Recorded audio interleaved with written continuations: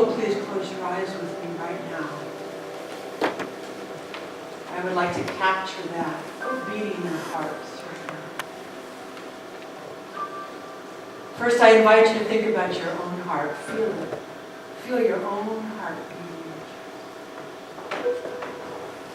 Sometimes it helps to take a breath and hold it for a moment, or to exhale it and hold it so you can put your attention on your heartbeat.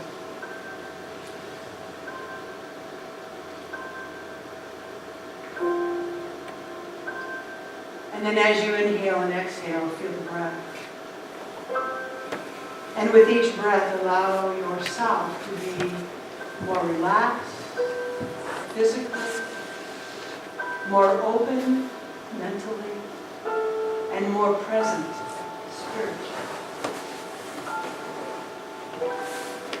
As we feel our own heartbeat and our own breath, let us know that everybody in this room is feeling the same thing at the same time. And then let us expand our knowing outside of these walls. All the people feeling their heartbeat and their breath at the same time. How far can you take your mind? Can you take it all the way around the earth? And to imagine all the heartbeats and breathing happening at the same time. Can you take it even beyond the physicality of humanness and imagine the spiritual heartbeat of those who are in the spirit? It's all life. It's all one life. And so I invite us to remember oneness right now. Oneness. One of the primary teachings of this philosophy is oneness.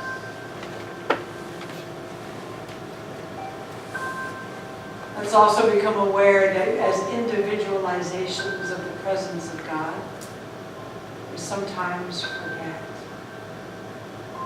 Our mind gets cloudy and full of doubt sometimes, and we have questions.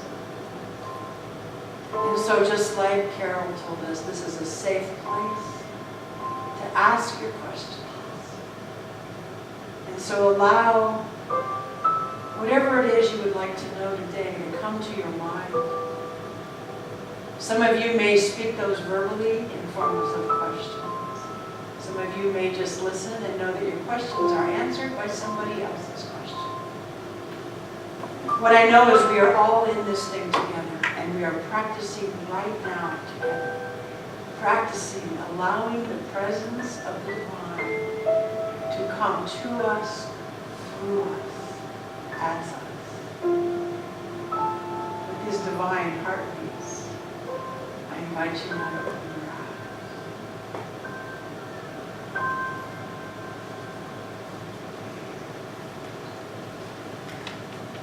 So on the fifth Sunday, I do a thing called It's Your Turn. Today is a little bit of both. It's my intention to weave some practice together, which we just did.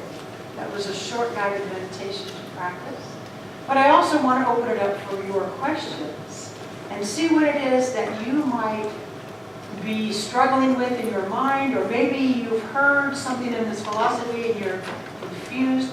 There are no silly questions, none whatsoever. Okay? Thank you, Richard, that's a good one. No silly questions. So even if you're thinking, oh, I'm not sure, that might be a silly question, there is no such thing. And this is a very safe place to ask. And so in that little meditative process, if you had a question that came to mind, and if you're brave enough to ask it, keep it in mind that I am only one person answering from my understanding. Certainly not the only answer that there is, just simply my point of view regarding your question. All right, so who has a question for me? Richard's going to bring you the mic. He's got a mic already. He doesn't need it. All right, Mr. Ross, go. I'm not nervous about this being a silly question. I'm nervous about it implying a kind of judgment or negativity, possibly. I've heard, it's not a question that's purely mine, but it's a question that I've been asked about our movement, and I didn't really have an answer. I didn't know how to do that. Somebody recently asked me. I was talking about the practice of affirmation and describing some of the things that we did, and they said, affirmation, to me, that just seems like denial. Oh.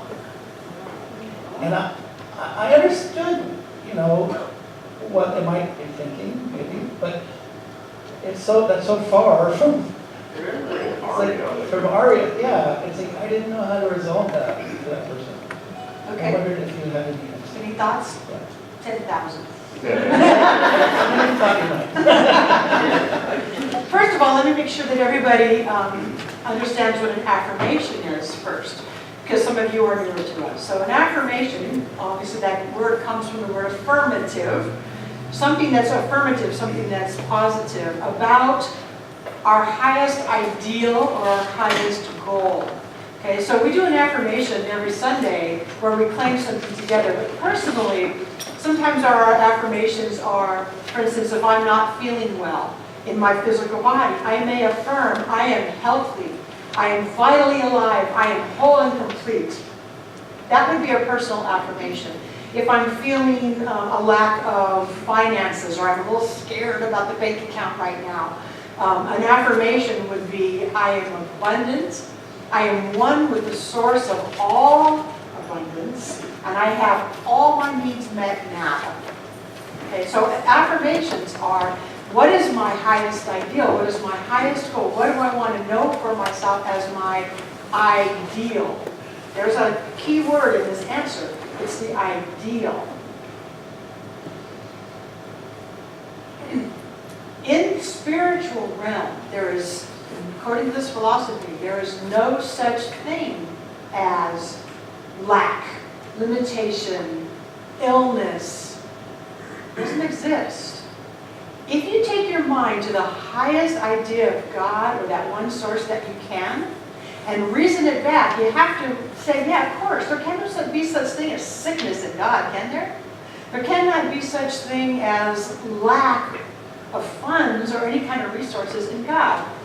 If we're taking that whole idea of God to be one thing that contains everything, it's a really tall order, okay? So the ideal is what we're shooting for. So the person asking about the affirmation and denials,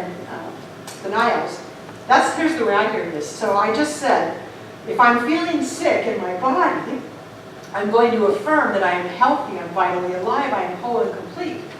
Okay, so the denial comes in, but that's not the way I feel. I feel sick. I still have this issue going on, right? I still have a fever. I still have this disease that the doctors have. I still have this diagnosis. Ernest Holmes says we do not deny the conditions of human life. We do not deny that we feel sick. We do not stick our head in the sand and say, I don't have a fever. No, I don't have that. No, this is not about denying that. We don't deny the condition exists on the human level. But what we want to do is affirm the exact opposite of that. So I see them both as, they're not exclusive ideas here. They're both. It's a both and. So I may be feeling physically sick. I'm not going to deny that. But I'm going to affirm a greater truth. There's the bottom line right there. So I'm not denying that I'm feeling icky, but I'm affirming a higher truth for myself. Knowing that as we affirm the higher truth, our consciousness, our body can start moving toward it. If we keep saying, I'm sick, I'm sick, I'm sick, I'm sick, you're just stuck in it. What's that? You're affirming your sickness. You're affirming your sickness. So we're not denying sickness. We're affirming a greater truth. I am whole and complete. And we always want to do it now. Present tense is so important because in spirit, there's no such thing as time. Man-made. There's no such thing as time. So I am whole and complete right now. Even if you might not be feeling whole, perfect, and complete right now, it gives us something to shoot for. I kind of liken it to like a child in elementary school. They don't know anything yet about algebra, so they're not denying anything about it. They just have to move toward it, right? They have to learn 1 + 1 = 2 first, and 2 - 2 = 0,